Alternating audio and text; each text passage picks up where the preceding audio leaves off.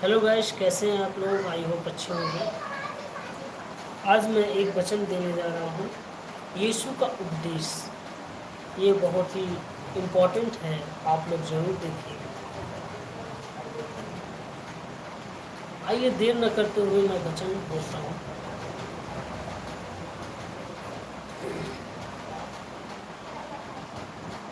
यीशु का उपदेश ये है यूहन्ना 7 अध्याय 14 से 24 तक।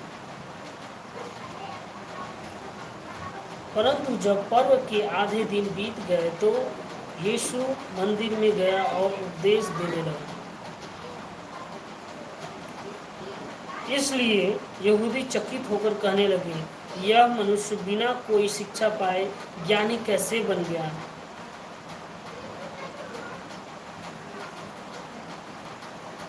तब यीशु ने उत्तर देते हुए कहा, मेरा उपदेश मेरा नहीं परंतु उसका है जिसने मुझे भेजा है।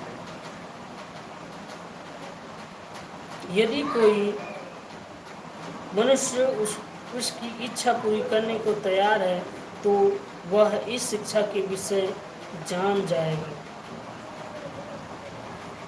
कि यह परमेश्वर की ओर से है या मैं अपनी ओर से बोलता हूँ।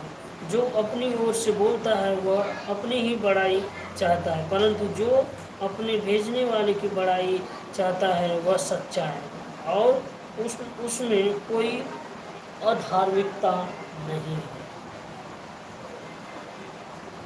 क्या मूसा ने तुम्हें व्यवस्था नहीं दी और फिर भी तुम में से कोई व्यवस्था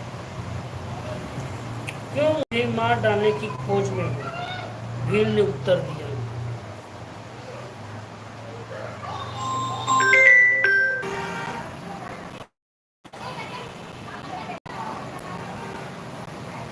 जिसने मुझे भेजा उसकी इच्छा यह है कि वह सबसे उसने मुझे दिया उसमें से कुछ भी न खो, परंतु अंतिम दिन उसे जिला उठाऊं।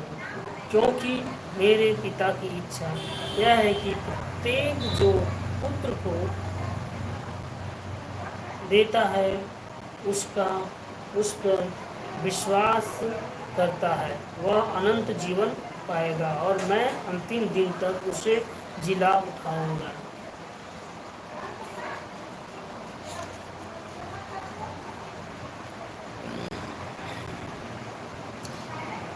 इसी कारण मूसा ने मुझे खतना की विधि दी, इसलिए नहीं कि वह मूसा की है परंतु पूर्वजों की ओर से है। और तुम शब्द के दिन मनुष्य का खतना करोगे।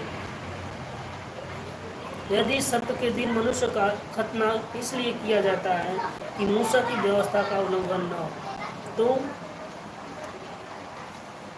क्या तुम मुझसे इसलिए क्रोधित हो कि मैंने शब्द के दिन एक मनुष्य को सर्वांग चंगा कर दिया? मुंह देखा क्या न्याय मत करो परंतु धार्मिकता से न्याय करो।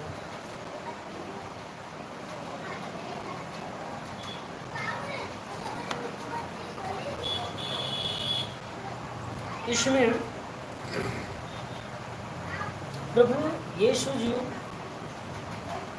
जब मंदिर में प्रवेश किए तो बाइबल उठाकर वचन पढ़े। उनसे कहा कुछ लोगों ने कि ये आदमी कभी शिक्षा नहीं पाया तो ये कैसे वचन पढ़े। तो प्रभु यीशु जी उनसे बोले कि ये खुद से नहीं बल्कि मुझे भेजने वाले का संदेश है। ये लोग आश्चर्यचकित हो गए और सबकी बोलती बंद कर दी। ये कहानी से आप लोगों को क्या हुआ?